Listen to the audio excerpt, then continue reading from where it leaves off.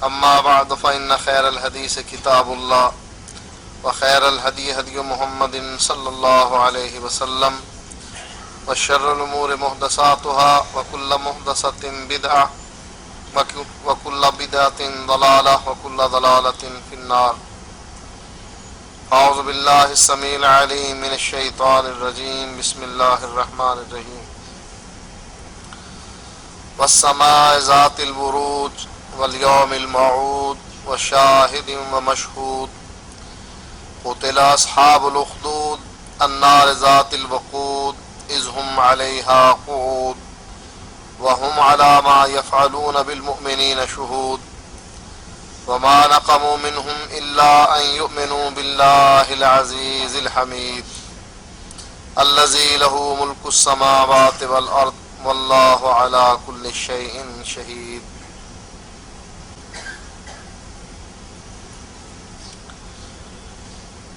نبی اکرم صلی اللہ علیہ وآلہ وسلم فرماتے ہیں بدا الاسلام غریبا وسيعود غریبا.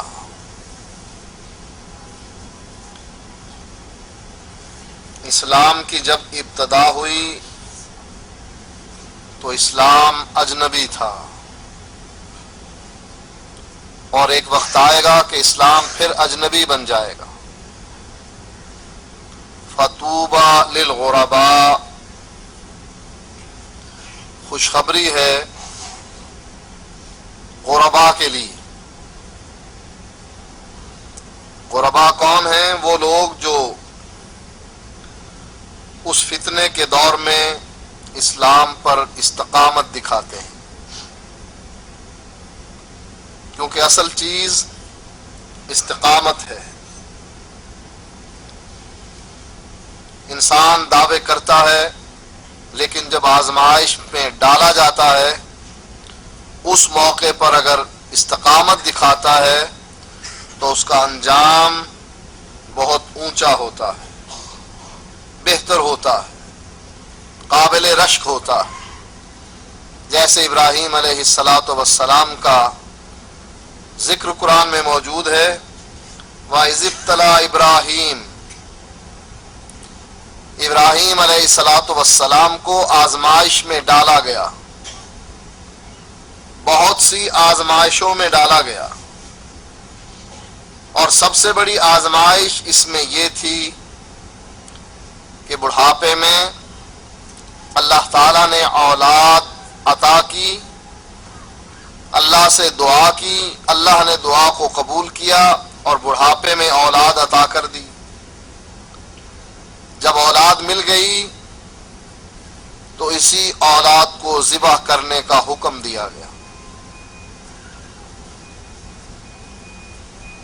اسماعیل علیہ السلام سے ابراہیم علیہ السلام پوچھتے ہیں انی ارا فی المنام انی اذبحک فانظر ماذا ترى،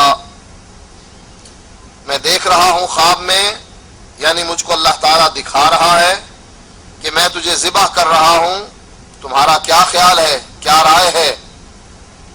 اسماعیل علیہ السلام اپنے باپ سے عرض کرتے ہیں فافعل یا ابت افعل ما تؤمر ستجدنی انشاءاللہ من الصابرین. بابا جس کام کا تجھے حکم دیا گیا ہے اس کو کر ڈالیے، آپ دیکھیں گے کہ میں آہو فغا نہیں کروں گا بلکہ میں صبر سے کام لوں گا. دونوں کی آزمائش ہے، باپ کی بھی آزمائش ہے، بیٹے کی بھی آزمائش ہے.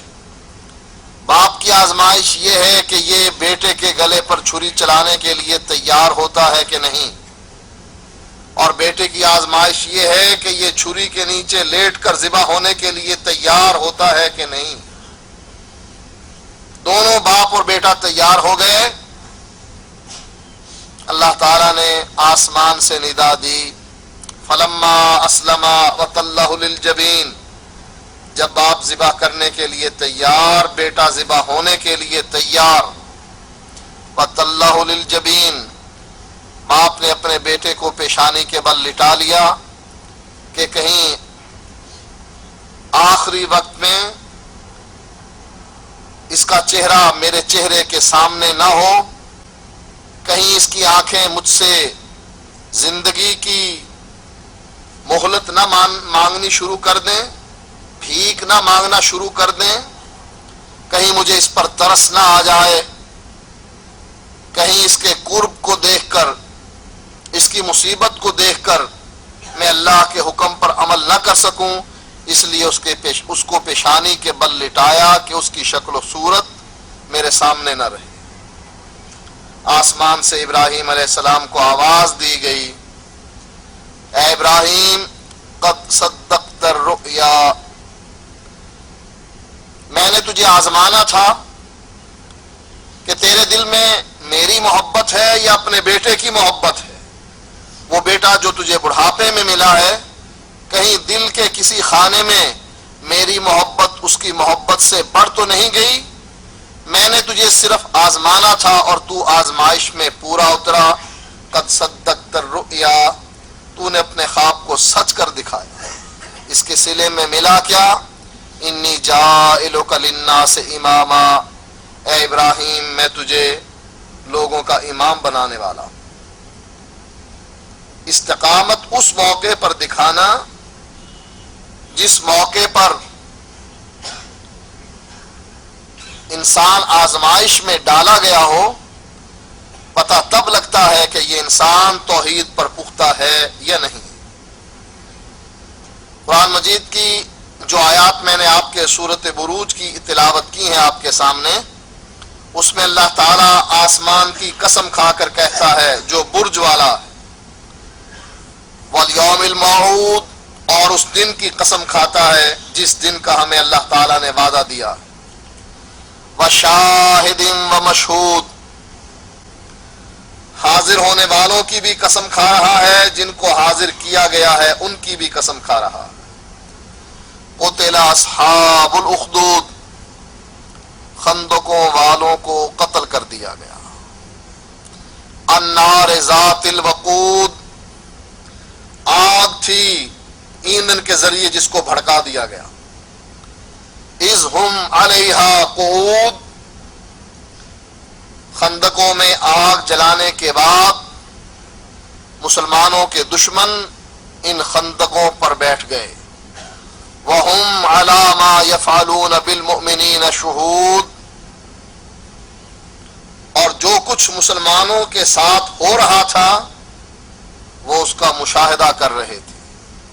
وَمَا نَقَمُوا مِنْهُمْ إِلَّا أَن يُؤْمِنُوا بِاللَّهِ الْعَزِيزِ الْحَمِيدِ، ان مسلمانوں کا جرم یہ تھا کہ یہ اس اللہ پر ایمان لے آئے تھے جو غالب بھی ہے، تعریف کیا گیا بھی ہے۔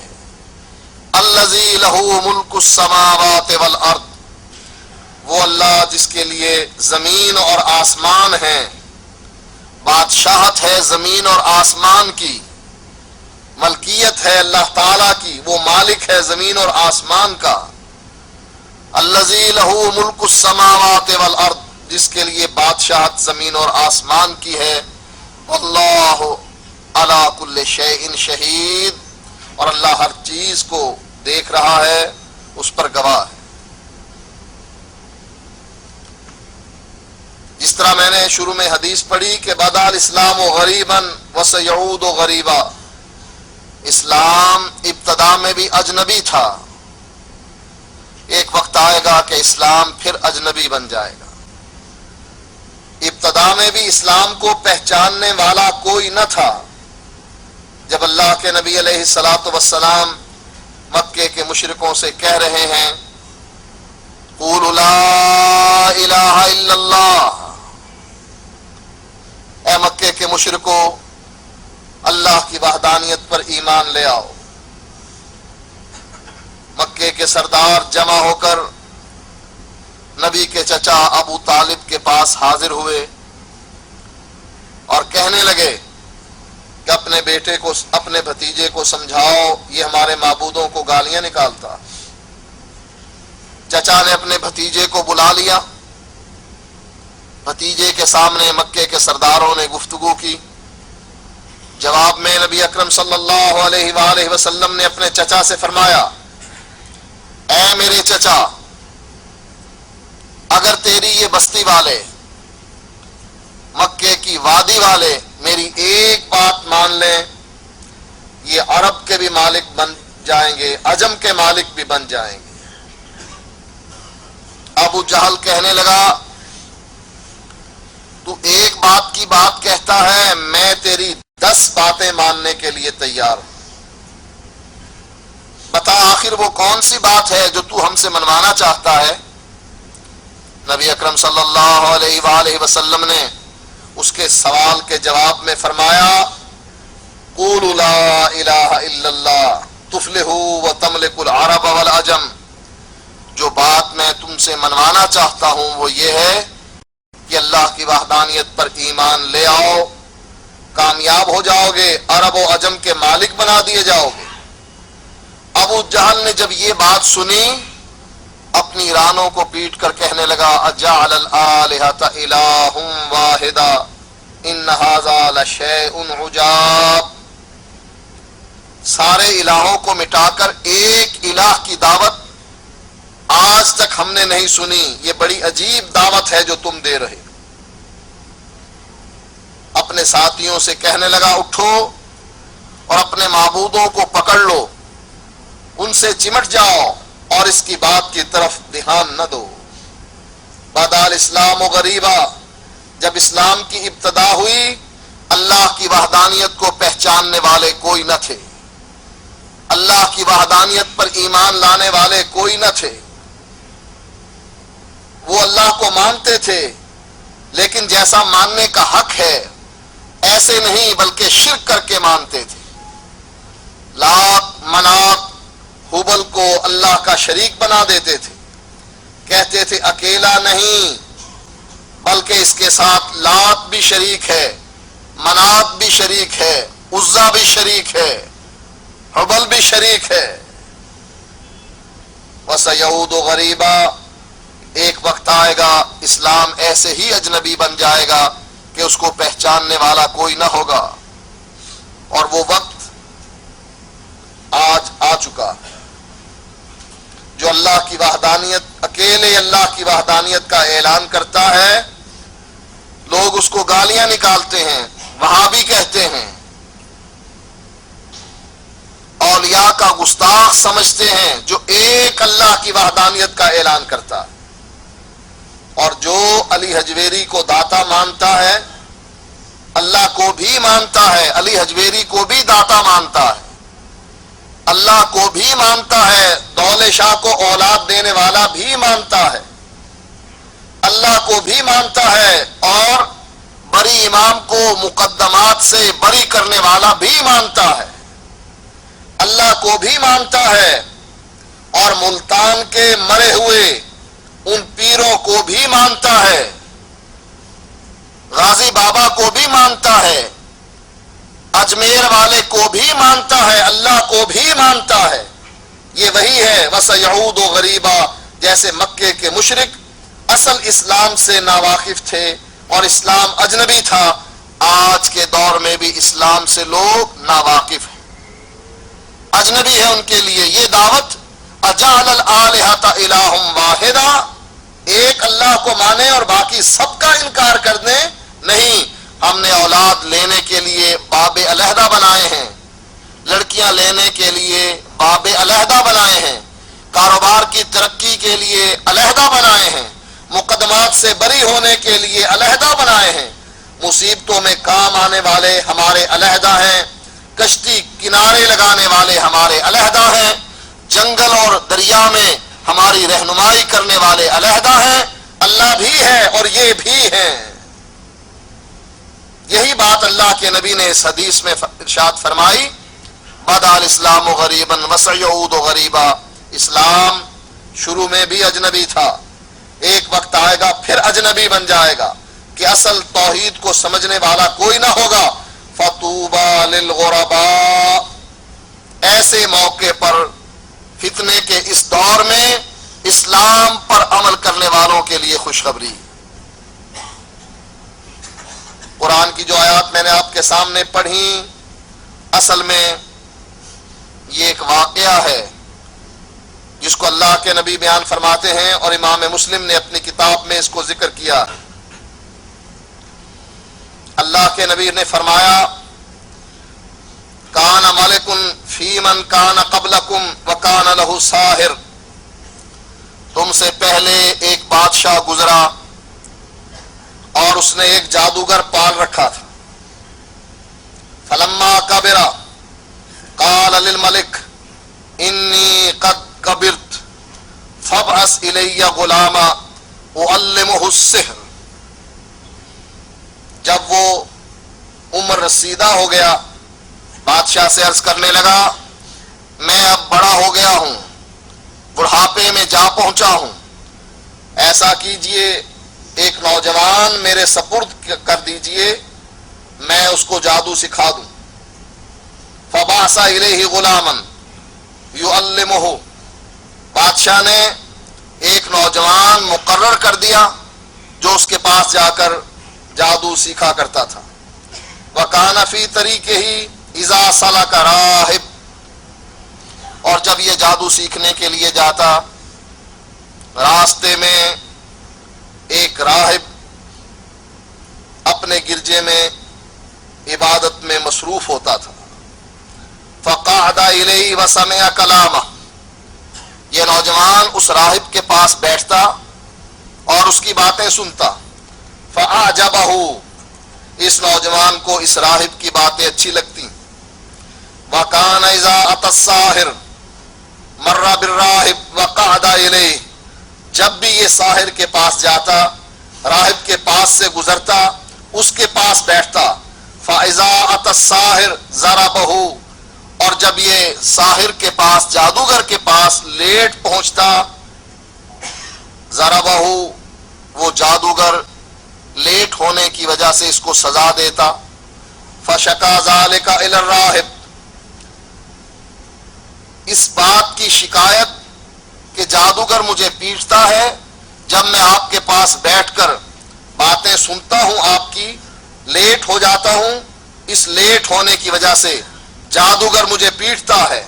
فقال، راہب اب اس کو طریقہ سمجھا رہا ہے کہ تم ایک تدبیر سے کام لو. کیا؟ اذا خشیت الساحر فقل حبسنی اہلی، جب تجھے جادوگر سے یہ ڈر لگے کہ لیٹ ہونے کی وجہ سے اب تجھے یہ مارے گا تو کہہ حبسنی اہلی، میرے گھر والوں نے کسی کام کی وجہ سے مجھے روک لیا تھا. وَإِذَا خَشِيتَ أَهْلَكَ فَقُلْ حَبَسَنِي السَّاحِرُ، اور جب تجھے گھر والوں سے یہ ڈر لگے کہ لیٹ آنے کی وجہ سے گھر والے تجھے ماریں گے یا باز پرش کریں گے، پھر تو ان کو کہنا حَبَسَنِي السَّاحِرُ، کہ مجھے جادوگر نے کسی کام کے لیے روک لیا تھا. فَبَيْنَمَا هُوَ عَلَى ذَلِكَ، معاملہ ایسے ہی چلتا رہا، وہ راہب کے پاس بھی جاتا رہا اور ساحر جادوگر کے پاس بھی جاتا رہا. اِذْ أَتَى عَلَى دَابَّةٍ عَظِيمَةٍ قَدْ حَبَسَتِ النَّاسَ، کچھ ہی دنوں کے بعد ایک بہت بڑا جانور شیر کی صورت میں یا اژدہا کی صورت میں راستے میں جا بیٹھا اور لوگوں کے راستے میں رکاوٹ بن گیا، لوگ آنے جانے سے محروم ہو گئے، راستہ رک گیا. فقال، یہ نوجوان کہنے لگا الیوم اعلم الساحر افضل ام الراہب، آج کے دن پتہ لگے گا کہ جادوگر کا مذہب صحیح ہے یا اس راہب کا مذہب صحیح ہے، آج میں اس بات کا اندازہ لگاؤں گا. فاخذ حجرا، اس نے ایک پتھر اٹھایا. فقال، اور کہنے لگا اللہم ان کان امر الراہب احب الیک من امر الساحر فاقتل هذه الدابہ حتی یمضی الناس، اے اللہ اگر تیرے نزدیک راہب کا دین سچا ہے اور یہ جادوگر جھوٹا ہے، تیرے نزدیک یہ راہب محبوب ہے تیرا اور یہ جادوگر اس سے تجھے نفرت ہے، تو اے اللہ اس پتھر کے ذریعے جو میں مار رہا ہوں اس جانور کو ہلاک کر دے. فرماها فقتلها ومضى الناس، اس پتھر نے اللہ کے حکم سے اس جانور کی جان لے لی، جانور مر گیا اور لوگ اس راستے سے گزرنے لگ گئے۔ یہ طاقت اس پتھر میں نہیں تھی، اور یہ طاقت اس نوجوان کے ہاتھ میں نہیں تھی۔ اس کے پتھر نے یا نوجوان کی طاقت نے اس جانور کو نہیں مارا، یہ اس کی طاقت تھی، اس کا حکم تھا، جس نے پرندوں کے پنجوں اور چونچوں میں کنکریاں دیں اور ہاتھیوں کو مار ڈالا۔ الم تر کیف فعل ربک باصحاب الفیل، کیا دیکھا نہیں ابابیل کے ذریعے کیا طاقت ہے اس پرندے میں اور کیا طاقت ہے اس پتھر میں، جو ابابیل کی چونچ یا اس کے پنجے سے گرتا ہے اور ایک ہی پتھر سے اتنے بڑے ہاتھی کو شکار کر لیا جاتا ہے۔ یہ کس کی طاقت ہے؟ یہ اللہ کی طاقت ہے، ابابیل کی نہیں، اس پتھر کی نہیں۔ یہاں بھی یہ طاقت اس نوجوان کی نہیں، بلکہ اللہ تعالی یہ دکھانا چاہتا ہے کہ میں اگر چاہوں تو چیونٹیوں سے ہاتھیوں کو مروا دوں،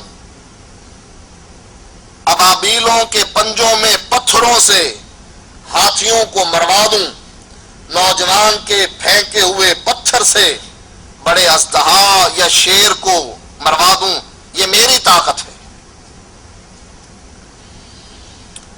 فأتى الراہب فأخبرہ فقال له الراہب، یہ نوجوان پتھر مارنے کے بعد، پتھر کے ذریعے سے اس جانور کو قتل کرنے کے بعد راہب کے پاس پہنچتا ہے۔ فأخبرہ، راہب کو وہ پورا قصہ سناتا ہے۔ فقال له الراہب، راہب جواب میں کہتا ہے، اے بنیا انت اليوم افضل منی، اے میرے بیٹے آج تو مجھ سے افضل ہے۔ قد بلغ من امرک ما ارى وانک ستبتلی، تو اس مقام کو جا پہنچا ہے جس مقام کو میں نہیں پہنچ سکا۔ اللہ تعالی کے حکم سے جو کرامت سرزد ہوئی ہے تیرے ہاتھ پر، وہ آج تک میرے ہاتھ پر سرزد نہیں ہوئی۔ اللہ تیری دعاؤں کو قبول کرنے لگ گیا ہے، اس لیے تو مجھ سے افضل ہے، حالانکہ تو میرا شاگرد ہے۔ ستبتلا، یاد رکھ اب تجھ کو آزمایا جائے گا، اب اس آزمائش میں تو نے پورا اترنا ہے۔ فطوبى للغرباء، جو عقیدہ توحید پر رہتے ہیں آزمائش میں ان کو ڈالا جاتا ہے اور آزمائش میں وہ پورے اترتے ہیں، پھر ان کے لیے وہ مقامات ہیں کہ جن کا انسان تصور بھی نہیں کر سکتا۔ راہب اس نوجوان کو کہتا ہے اب تجھ کو آزمایا جائے گا۔ فَإِنِ ابْتَلَيْتَ فَلَا تَدُلَّ عَلَيَّ، اور جب تجھ کو آزمایا جائے، آزمائش میں ڈالا جائے، عذاب کی چکی میں، اس کے شکنجے میں تجھ کو جکڑا جائے، میری اطلاع کسی کو نہ دینا کہ میں نے یہ دین راہب سے سیکھا ہے۔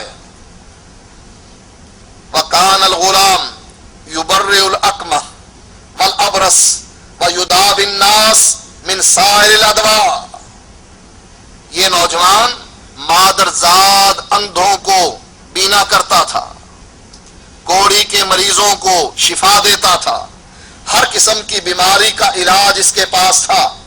اس کے ہاتھ میں کرامت کے ذریعے سے، کرامت ولی کے ہاتھ پر سرزد ہوتی ہے، فعل اللہ کا ہوتا ہے، ولی کے پاس کوئی اختیار نہیں ہوتا۔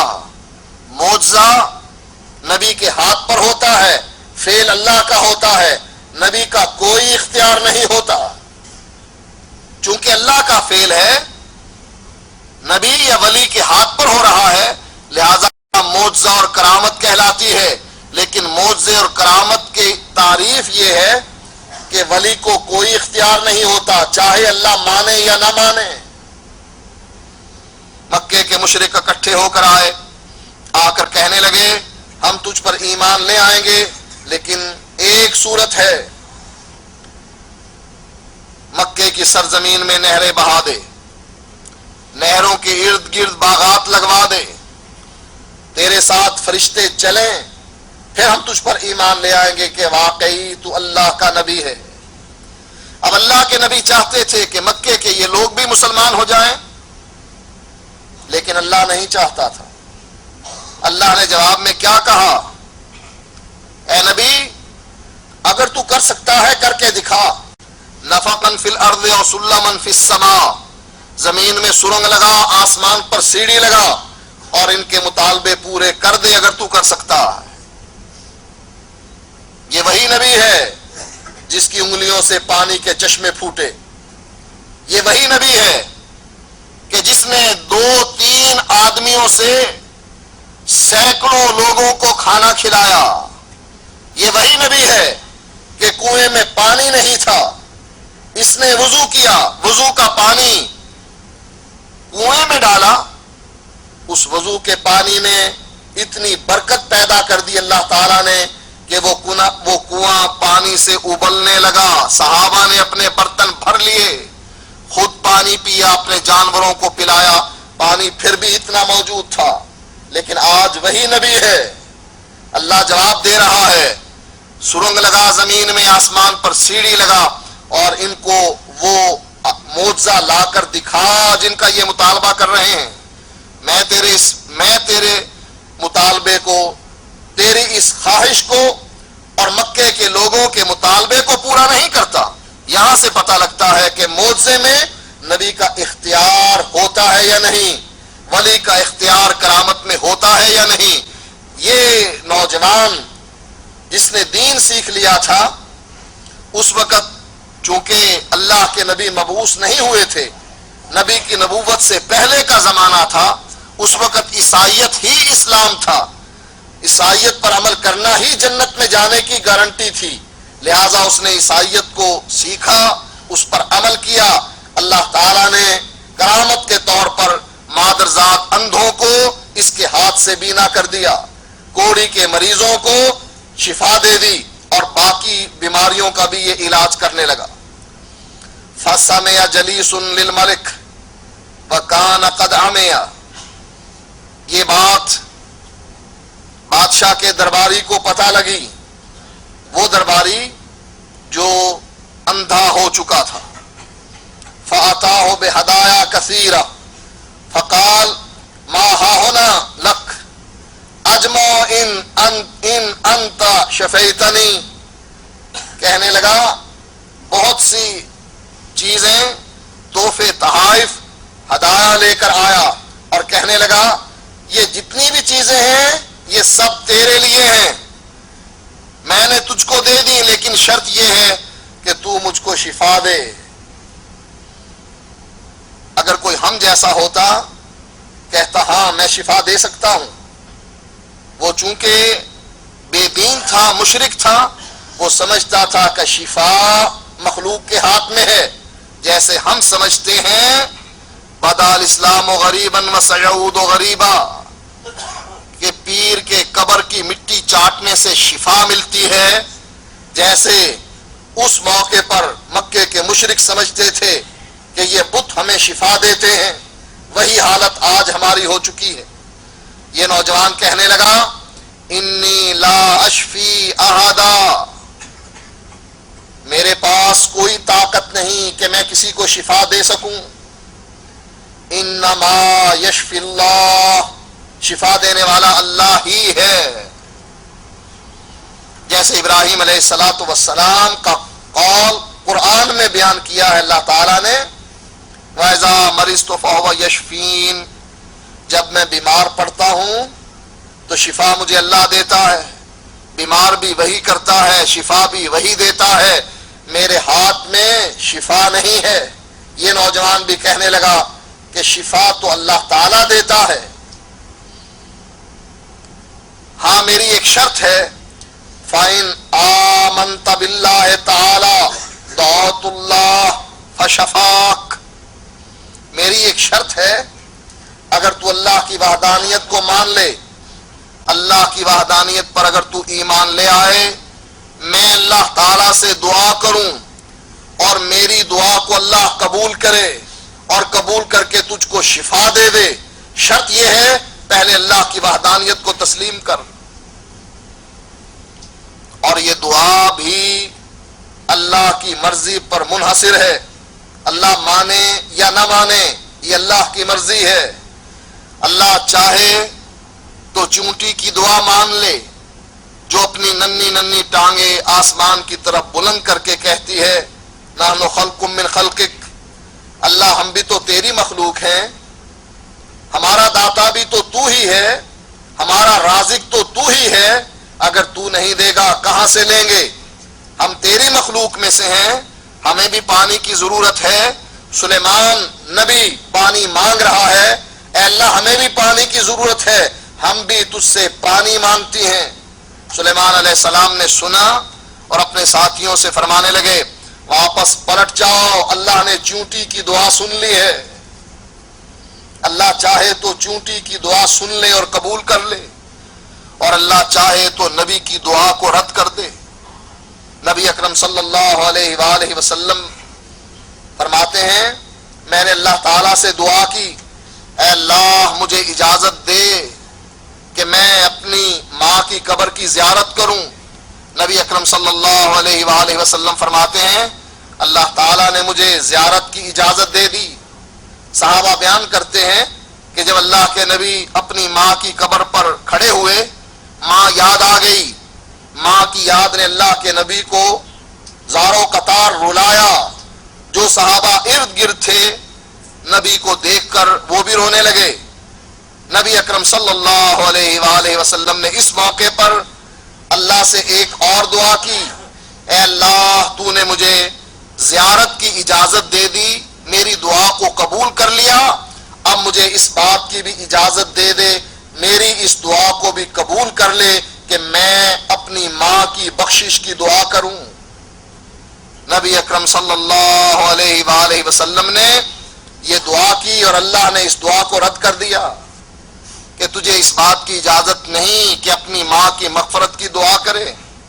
ما کان للنبی والذین آمنوا ان یستغفروا للمشرکین، میرا یہ قانون ہے، اس قانون کو میں توڑ نہیں سکتا، تجھ سے توڑوا نہیں سکتا، یہ سب کے لیے ہے، لہذا تجھے زیارت کی اجازت ہے، دعائے مغفرت کی اجازت نہیں۔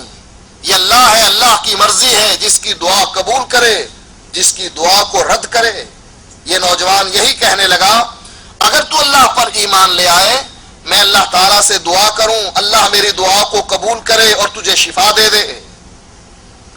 فآمن باللہ تعالی فشفاہ اللہ تعالی، یہ درباری بادشاہ کا مصاحب، یہ اس کا ساتھی اللہ پر ایمان لے آیا، اس نوجوان نے دعا کی اور اللہ تعالیٰ نے اس کو شفا دے دی۔ فات الملک فجلس الیہ کما کان یجلس فقال له الملک، بادشاہ کے پاس آ کر بیٹھ گیا جیسے پہلے بیٹھا کرتا تھا۔ بادشاہ اس سے کہنے لگا من رد علیک بصرک، تیری بینائی کس نے لوٹائی؟ اگر مشرک ہوتا کہتا داتا نے لوٹائی، پیرانے پیر نے لوٹائی، بزرگان دین نے لوٹائی، اولیاء اللہ نے لوٹائی۔ جب بادشاہ نے پوچھا من رد علیک بصرک قال ربی، جواب میں کہنے لگا میرے رب نے لوٹائی، یہ بینائی مجھے رب نے عطا کی۔ قال اولک رب غیری، بادشاہ کہنے لگا میرے علاوہ بھی تیرا کوئی رب ہے؟ قال ربی و ربک، کہنے لگا وہ تیرا بھی رب ہے میرا بھی رب ہے۔ اس کا نام کیا ہے؟ اللہ، اس کو اللہ کہتے ہیں، میرا بھی رب ہے تیرا بھی رب ہے۔ فاخذہ فلم یزل یعذبہ حتی دل علی الغلام، اس نے اپنے اس درباری کو پکڑ لیا اور اس کو عذاب کے شکنجے میں کس دیا، آزمائش میں اس کو ڈالا۔ جب اس پر سختی کی گئی، دل علی الغلام، اس نے اس نوجوان کا پتہ دے دیا کہ اس نوجوان کے کہنے پر میں ایمان لایا، اور اللہ سے اس نے دعا کی، اللہ نے میری بینائی لوٹا دی، پہلے مشرک تھا۔ نوجوان سے کہتا ہے یہ سارے تحفے تحائف تیرے لیے ہیں، اس کے بدلے میں مجھ کو بینائی عطا کر دے۔ جب نوجوان نے کہا کہ بینائی تو اللہ ہی عطا کرتا ہے، میں نہیں کر سکتا، ایمان لایا، توحید اس کی نکھر گئی۔ اب بادشاہ کو جواب یہ دیتا ہے، یہ نہیں کہتا کہ نوجوان نے مجھ کو بینائی واپس لوٹائی ہے، بادشاہ کو یہ کہتا ہے کہ میری بینائی تو میرے رب نے لوٹائی۔ کہا میرے علاوہ بھی رب ہے؟ کہا ہاں، وہ تیرا بھی رب ہے، میرا بھی رب ہے، جس کو اللہ کہتے ہیں۔ سختی کرنے پر اس نوجوان کے بارے میں اس نے سب کچھ بتلا دیا۔ فجیء بالغلام فقال له الملک، نوجوان کو بھی پکڑ کر لایا گیا۔ اس کو بادشاہ نے کہا اے بنی، قد بلغ من سحرک ما تبرئ الاکمہ والابرص وتفعل، اے میرے بیٹے، میں نے تجھے جادوگر کے پاس بھیجا، جادوگر نے تجھ کو جادو سکھایا، اور جادوگری میں تو نے کمال حاصل کیا، اتنا کمال کہ تو مادرزاد اندھوں کو، پیدائشی اندھوں کو بینا کر دیتا ہے، تو کوڑی کے کوڑ کے مریض کو شفا دیتا ہے، وتفعل، اور تو یہ بھی کرتا ہے، یہ بھی کرتا ہے، یہ بھی کرتا ہے۔ ککڑ لے کر پتر دے دیتا ہے، وابی پیرا شاہ جمال پتر دیتا ہی رتا لال۔ تیری اتنی کرامتیں ہمارے سامنے آ گئی ہیں کہ مرغا لینے کے بعد سفید رنگ کا، لال رنگ کا، چمکتے ہوئے رنگ کا بیٹا عطا کرتا ہے۔ وتفعل، تیرے ہاتھ میں سارے خزانے ہیں، بگڑی ہوئی تقدیر تو بدل دیتا ہے، 12 سال کی ڈوبی ہوئی پانی میں کشتی باہر نکال دیتا ہے۔ وتفعل، تیرے کارنامے میں کیا گنواؤں؟ فقال انی لا اشفی احدا انما یشفی اللہ، کہنے لگا بادشاہ میں کسی کو شفا نہیں دے سکتا، شفا اللہ ہی دیتا ہے۔ فاخذہ فلم یزل یعذبہ حتی دل علی الراہب، اس نوجوان کو بھی بادشاہ نے عذاب میں مبتلا کیا، اس پر بھی سختی کی، سزائیں دینے لگا، یہاں تک کہ اس نے اس راہب کا پتہ دیا کہ راہب سے ہم نے دین سیکھا ہے۔ فجیء بالراہب فقیل له ارجع عن دینک، راہب کو لایا گیا، بادشاہ راہب سے کہتا ہے ارجع عن دینک، اپنے دین کو چھوڑ دے۔ فطوبى للغرباء، اب پتہ لگے گا کہ استقامت فی الدین ہے کہ نہیں۔ جس توحید کو سمجھا ہے، اپنے معاشرے میں پھیلا کر اس نے حق ادا کیا ہے، لیکن اس کے بدلے میں جب اس پر عذاب ہونے لگا ہے، اب پتہ لگے گا کہ یہ دین پر ثابت قدم رہتا ہے یا نہیں رہتا۔ اگر رہتا ہے فطوبى للغرباء، دین پر عمل کرنے والوں کے لیے پھر خوشخبری ہی ہے۔ فابا، بادشاہ کی بات کا انکار کر دیا۔ فدعا بالمنشار فوضع المنشار فی مفرق رأسہ فشقہ حتی وقع شقہ، آرا منگوایا گیا، اس راہب کو بٹھایا گیا، سر کے درمیان میں آرا رکھ دیا گیا، اس سے مطالبہ کیا گیا اپنے دین کو چھوڑ دے، عقیدہ توحید کو چھوڑ دے، مجھ کو اپنا رب تسلیم کر لے۔ اس نے انکار کر دیا۔ بادشاہ کے حکم سے اس راہب کے سر پر رکھا ہوا آرا چلا دیا گیا، درمیان سے اس کے 2 ٹکڑے کر دیے گئے، لیکن دین سے نہیں پھرا۔ ثم جیء بالغلام فقیل له ارجع عن دینک فابا، پھر غلام کو لایا گیا، غلام کو کہا گیا اپنے اپنے دین کو چھوڑ. اس نے انکار کیا. فدفعه الى نفر من اصحابه فقال اذهبوا به الى جبل كذا وكذا فاصعدوا به الجبل فاذا بلغتم ذروته فان رجع عن دينه والا فترهوه.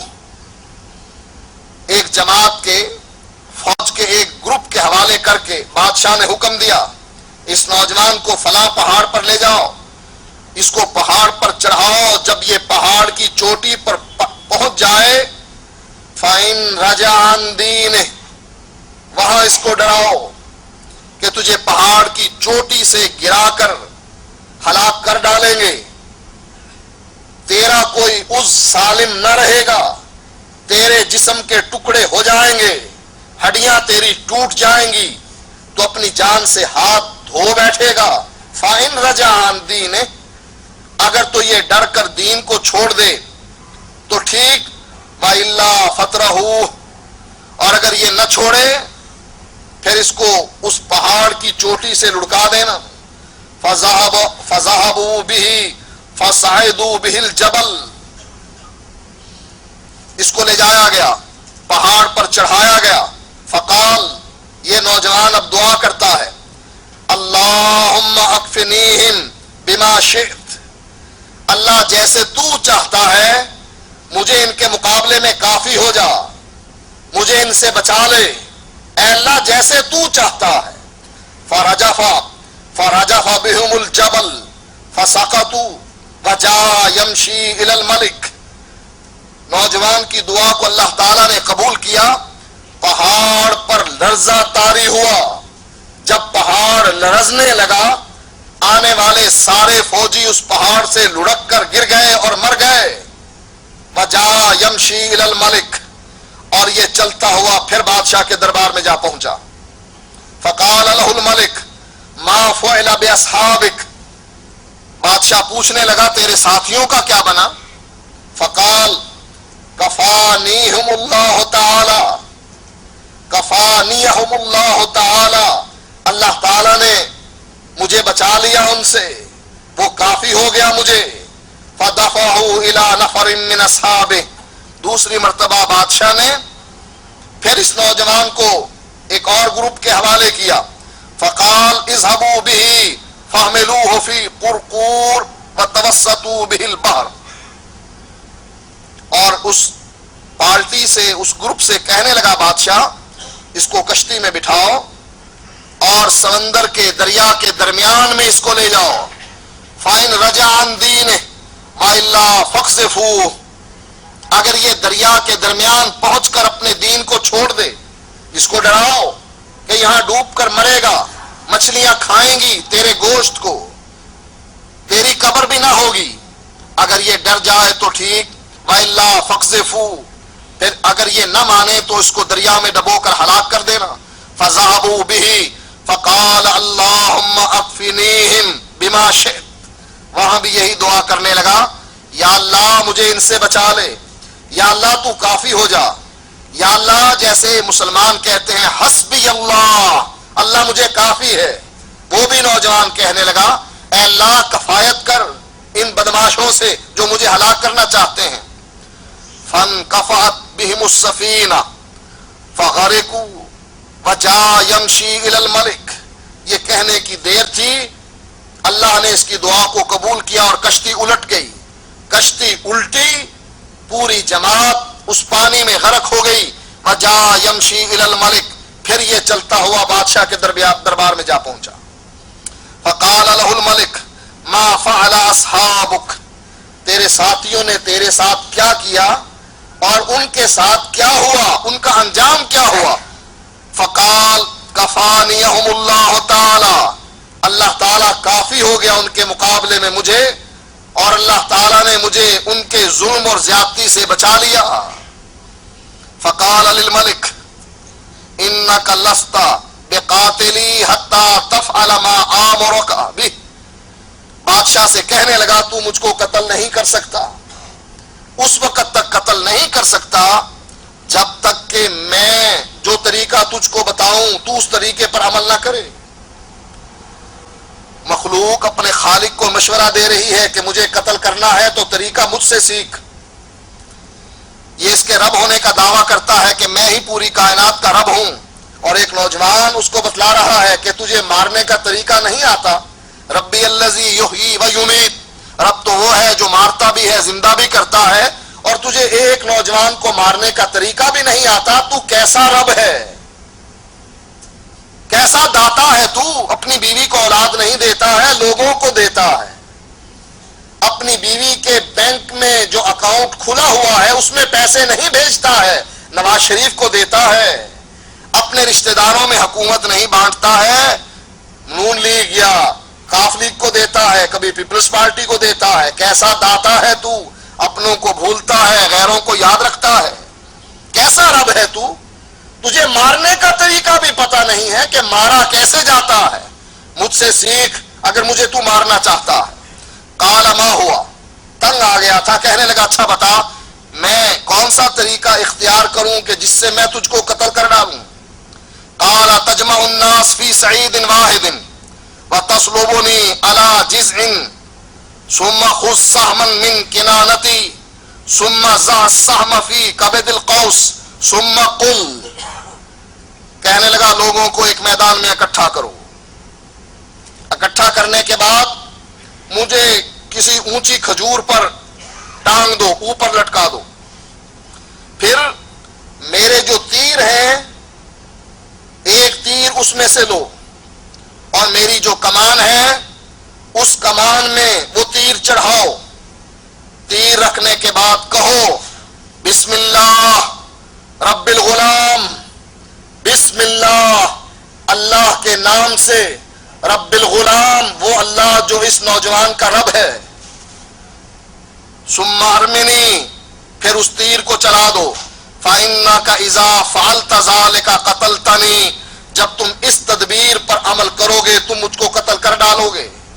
فجمع الناس فی صعید واحد وصلبه على جزع ثم اخذ سهما من کنانته ثم وضع السهم في كبد القوس ثم قال بسم اللہ رب الغلام. اس نوجوان نے جو ترکیب بتلائی تھی اسی ترکیب پر عمل کیا. لوگوں کو ایک میدان میں اکٹھا کیا، اس کو سولی پر چڑھایا اور اس کی کمان لی اور تیروں میں سے ایک تیر نکالا، کمان پر چڑھا کر کہنے لگا بسم اللہ اللہ کے نام سے، رب الغلام جو رب ہے اس نوجوان کا. پہلے کہتا تھا میں رب ہوں، اب مان گیا کہ نہیں اس نوجوان کا کوئی رب ہے جس کا نام لے کر میں تیر چلا رہا ہوں. ثم رماہ، وہ تیر چلایا اس نے. فوقع السهم فی صدغه فوضع یدہ فی صدغه فمات، تیر اس کی کن پٹی پہ لگا، اس نوجوان نے اپنا ہاتھ کن پٹی پر رکھا، فمات اور مر گیا.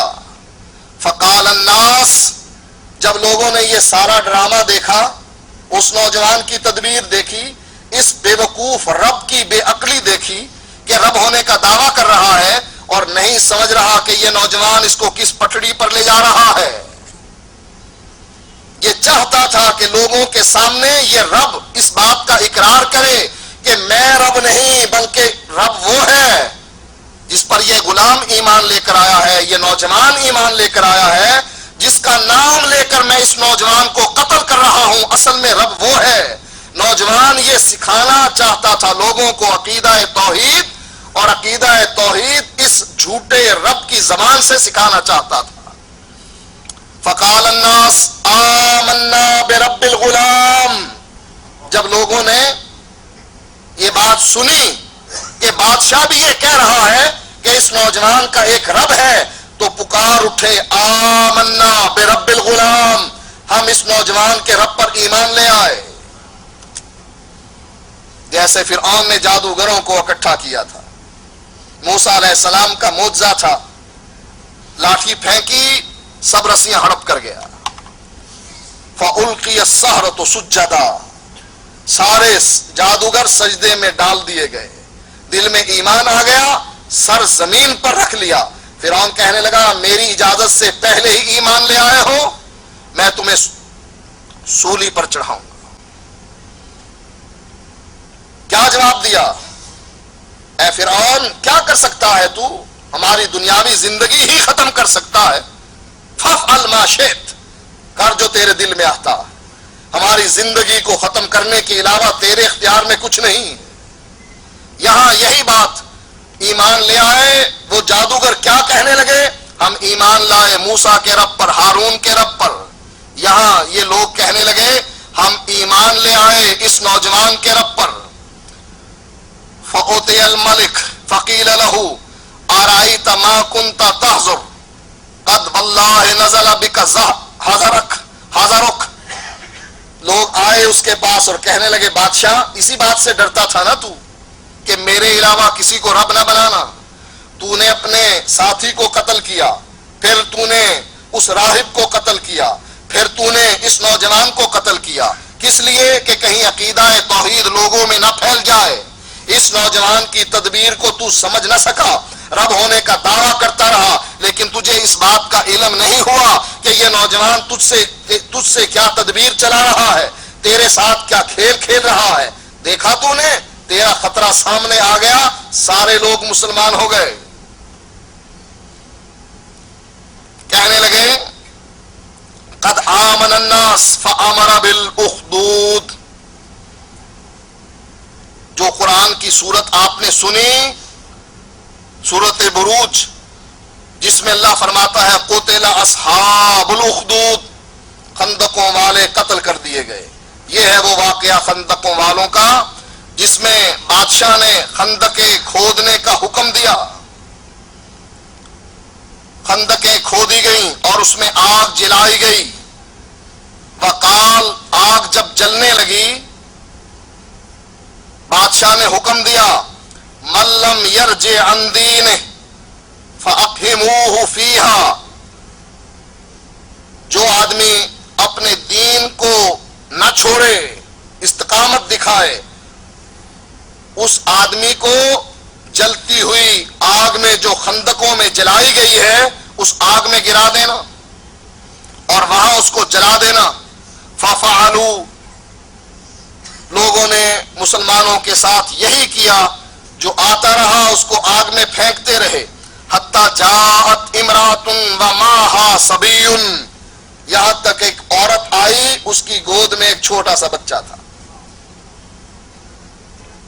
ومعہا صبی لہا فتقاعست ان تقع فیہا فقال لها الغلام، وہ جب خندق کے کنارے، آگ والی خندق کے کنارے پر پہنچی، وہ جھجکی، رکی، ڈر گئی کہ کہیں آگ میں گر کر میرا بچہ نہ جل جائے۔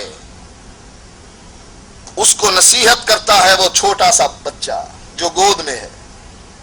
فقال لها الغلام یا امہ اصبری فإنک علی الحق، ماما صبر کرو، تو حق پر ہے، عقیدہ توحید پر ہے، اس آگ سے نہ ڈر، یہ آگ نہیں بلکہ یہ تیرے لیے جنت ہے، اس آگ میں گرتے ہی تو سیدھی جنت میں پہنچ جائے گی۔ جیسا کہ نبی اکرم صلی اللہ علیہ وآلہ وسلم فرماتے ہیں دجال آئے گا، اس کے پاس جنت بھی ہوگی، دوزخ بھی ہوگی، اس کی جہنم سے نہ ڈرنا، اس کی دوزخ سے نہ ڈرنا، جب وہ تمہیں دوزخ میں ڈالے، دوزخ میں چلے جانا، بے دریغ بے خوف دوزخ میں داخل ہو جانا، وہ دوزخ نہیں، وہ اللہ تعالیٰ کی جنت بن جائے گی۔ فطوبى للغرباء، جو اس موقع پر استقامت دکھاتے ہیں، جب فتنوں کا دور شروع ہو جاتا ہے، شرک پھیل جاتا ہے، توحید چھپ جاتی ہے، اس موقع پر جو عقیدہ توحید میں پختہ ہوتے ہیں، استقامت دکھاتے ہیں، اللہ تعالیٰ کا انعام ان پر نازل ہوتا ہے، اور ان انعاموں میں سے ایک انعام اللہ کا وہ گھر جنت ہے جو اس کو مل جاتا ہے، مرتے ہی اسے جنت میں داخل کر دیا جاتا ہے، یہ سب سے بڑا انعام ہے۔ آئندہ کبھی ذکر کریں گے کہ اس کے علاوہ اس کو کیا کیا نعمتیں ملتی ہیں۔ وآخر دعوانا الحمدللہ رب العالمین۔